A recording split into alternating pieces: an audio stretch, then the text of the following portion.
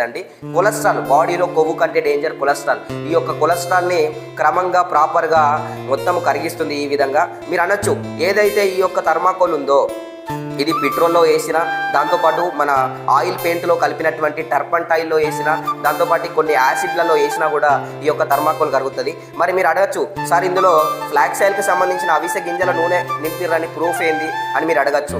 ఒకటి ఇక్కడ మీరు స్పష్టంగా చూడవలసిన విషయం ఏంటంటే, ఈ యొక్క ఫ్లాక్స్ ఆయిల్ ఏదైతే ఇందులో నింపినటువంటి నూనె ఉందో, ఈ నూనె ఇప్పుడు నేను చేతి మీద వేసిన వెంటనే నా చేతికి ఏదైనా పొక్కు రావాలి, దాంతోపాటు మంట మండాలి.